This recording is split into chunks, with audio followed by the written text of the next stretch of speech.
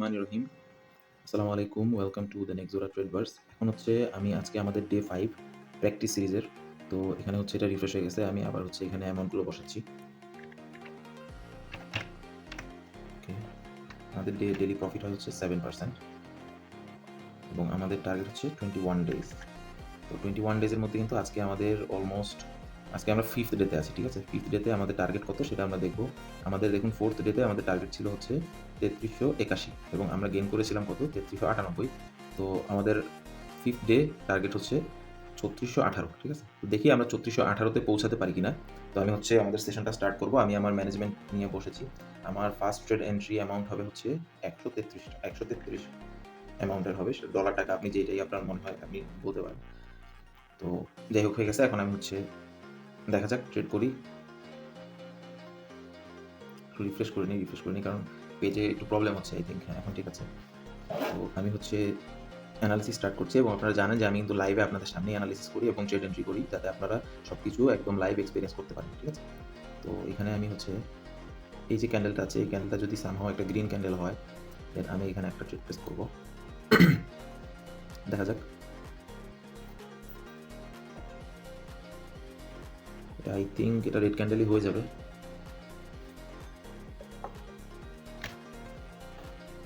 ওকে, green candle হয়েছে। আমি এখানে একটা ডাউনের ট্রেড প্লেস করে দিলাম। অ্যাকর্ডিং টু অ্যানালিসিস এটা ডাউন রেড ক্যান্ডেল হতে হবে। দেখা যাক কি হয়। তো আমাদের এমপিজি অ্যামাউন্ট হচ্ছে 192 যদি আমাদের বাই এনি চান্স এটা লস যায় দেন আমরা এখানে 192 অ্যামাউন্টের ট্রেড করবো, ঠিক আছে?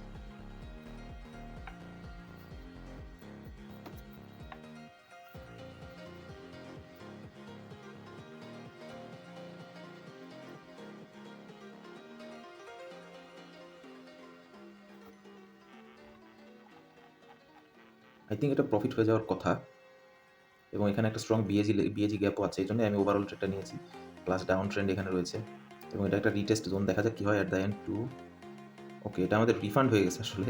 আমাদের এন্ট্রির কারণে এটা রিফান্ড হয়ে গেল, না হলে কিন্তু এটা আচ্ছা আমি এখানে এমটিজি নিতে পারবো। হ্যাঁ, আমি এমটিজিটা নিয়ে নিই কারণ এটা আমাদের হচ্ছে একটা লসই হয়েছে বলতে গেলে, কারণ আমাদের এন্ট্রির কারণে এখানে আমরা রিটার্ন পেয়েছি। তাছাড়া এটা কিন্তু একটা গ্রিন ক্যান্ডেল ছিল। হ্যাঁ, এটা একটা আপনি দেখতে পাচ্ছেন এটা একটা গ্রিন ক্যান্ডেল, ছোটোখাটো গ্রিন ক্যান্ডেল, বাট আমরা যদি একদম প্রপার এন্ট্রি নিতাম আমাদের কিন্তু এটা লস হতো। হ্যাঁ, তো যাই হোক এটার লস হওয়ার কোনো চান্স আমি দেখি না, বাট তারপরে যদি হয় দেন কিছু করার নাই বিকজ এটা ওটিসি মার্কেট। হ্যাঁ, দেখা যাক কি হয়। এটা তো লস হওয়ার কথা না বিকজ এখানে ভালো একটা রিজেকশন আসলো প্রিভিয়াস ক্যান্ডেল। হ্যাঁ, যদিও সামহাউ গ্রিন ক্যান্ডেলে ক্লোজ দিয়েছে বাট এখানে একটা রিজেকশন তো আছেই।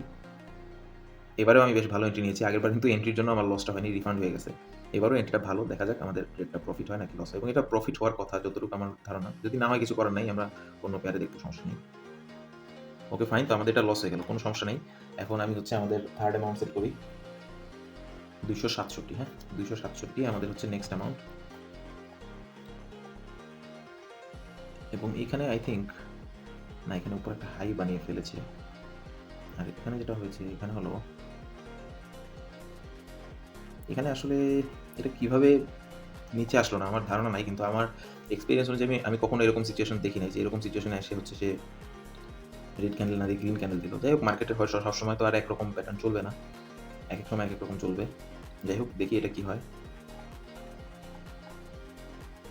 ক্যান্ডেলটা না, এটা নিয়েও হাই বানিয়ে ফেলেছে, সো এটা একটু রিস্ক হবে। আমি অন্য কোনো চার্টে দেখি। আচ্ছা, এটা না, এটাও বিট রিস্কি।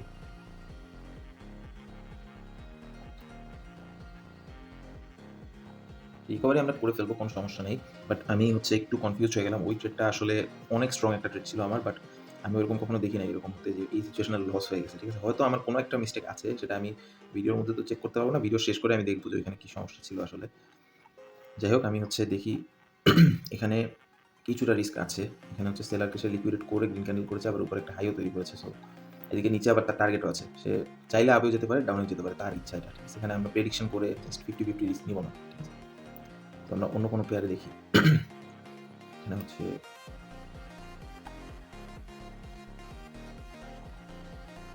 নতুন হাই না বানিয়ে এখানে হচ্ছে ছোট্ট একটা গ্রিন ক্যান্ডেল করেছে। সে এইখান পর্যন্ত আই থিঙ্ক যাবে। দেখা যাক।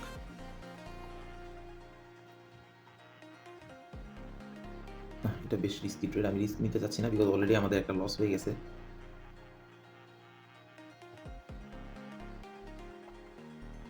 এখানে ট্রেডটা হইতো, বাট ওইরকম মানে শিওর না আমি। এখানে এই যে দাগটা দিয়েছি এর নিচে কিন্তু মার্কেট ক্লোজ করবে যতটুকু আমার ধারণা। যদি না করে তাহলে তো কিছু করার নেই। এজন্য আমি ট্রেড নেই নাই। 50-50 চান্স ছিল এটা। এখানে দেখি কি অবস্থা। এখানে শিট, এখানে আমরা ট্রেডটা মিস করে ফেলেছি অলরেডি। এটা শেষ। এখানে একটা ট্রেড পেতাম আমরা, বাট কিছু করার নেই।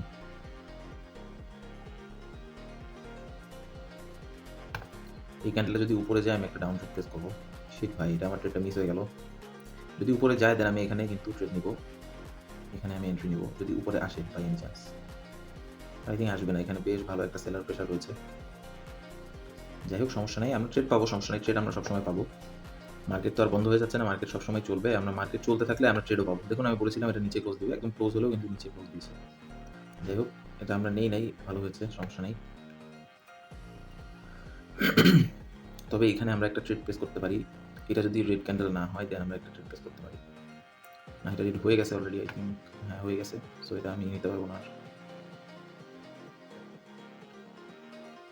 এই যে দেখুন, এখানে আমি ডাউনে নিতে চাইছিলাম, কিন্তু তখন যে বললাম হাই ক্রিয়েট হয়ে গেছে, এই জন্য সে আর এখানে রেট বানাইতে পারে না। অনেকক্ষণ পরে সে বানাইছে, তো আমাদের কিন্তু লস দিয়ে তারপরে সে রেট বানাইছে, ঠিক আছে। তো আমরা তো আর নেই বেঁচে গেছি আলহামদুলিল্লাহ। এখন দেখা যাক।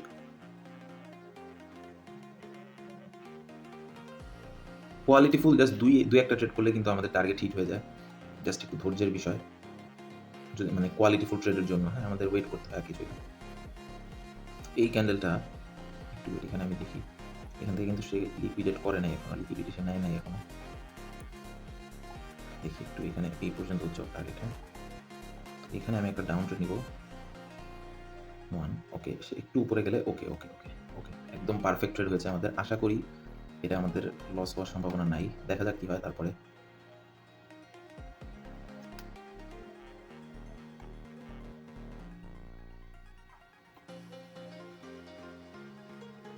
নেক্সট ট্রেড হচ্ছে আমাদের 187। না সরি, যদি আমাদের লস হয় দেন আমাদের নেক্সট হবে একটু দেখুন। আমাদের যদি এটা বাই এনি চান্স লস হয় দেন আমাদের ট্রেড নিতে হবে 355, ঠিক আছে। 355 অ্যামাউন্টের ট্রেড নিতে হবে, 355। ওকে, এন্ট্রিটা আমাদের বেশ ভালো হয়েছে। এই যে উপরে গ্যাপের নিচে সে ক্লোজ দিবে এট এনি কস্ট। দেখা যাক। ওটিসি মার্কেটে আমরা শিওরলি কিছুই বলতে পারবো না। 3, 2, 1। ওকে ওকে, আমাদের একবারে ক্লোজ প্রফিট হয়েছে, বাট সে ওই যে ঘুরে ফিরে আমাদের এন্ট্রি নিচে ক্লোজ দিয়েছে, ঠিক আছে। এন্ট্রি নিচে সে ক্লোজ দিয়েছে, বাট এইখানে আমি একটা ট্রেড নিব। আমাদের প্রফিট অ্যামাউন্ট হচ্ছে 186, দেন আমি এখানে একটা ট্রেড নিব ডাউনের জন্য, কারণ এখান থেকে মার্কেট ডাউনে আসবে। তো আমার নেক্সট ট্রেডটা আমি নিয়ে নিছি। আমার নেক্সট অ্যামাউন্ট ছিল 186, আমি 186 নিয়েছি। যদি এটা লস হয় বাই এনি চান্স তাহলে আমাদের নেক্সট ট্রেড হবে 273, ঠিক আছে। 273। ওকে, এখানে মানে রেড ক্যান্ডেল আসার সম্ভাবনা অনেক বেশি, আমি বুঝতে পেরেছি, কারণ এখানে মার্কেটের এখনো সে টার্গেটটা হিট করে নাই। হ্যাঁ, দেখা যাক কি হয়। এখানে রেড ক্যান্ডেল একটা আসার কথা যেভাবেই হোক। হ্যাঁ, ওকে ওকে, অনেক ক্লোজ। ওকে, টাইম শেষ প্রায়, এটা রেড হয়ে যাবে আই হোপ। 2, 1। ওকে, দেখুন ট্রেডটা প্রফিট হওয়ার থেকে সবচেয়ে বড় বিষয়টা হচ্ছে যে আপনার অ্যানালিসিসটা ঠিক হয়েছে কিনা। আমি যদি দেখি যে আমার অ্যানালিসিস ঠিক আছে কিন্তু ট্রেডটা লস হয়ে গেল, তাও আমার আফসোস লাগবে না, কারণ ট্রেডটা লস হলে তবে আমি ম্যানেজমেন্ট দিয়ে ফিরে আসতে পারবো। এই যে দেখুন, আমার ম্যানেজমেন্ট দিয়ে কিন্তু আমি ফিরে আসছি, ঠিক আছে। আমাদের টার্গেট কত ছিল? আমাদের টার্গেট ছিল হচ্ছে 3618, তো আমরা গেইন করে ফেলেছি 3627। আমাদের টার্গেট কিন্তু গেইন্ড, ঠিক আছে।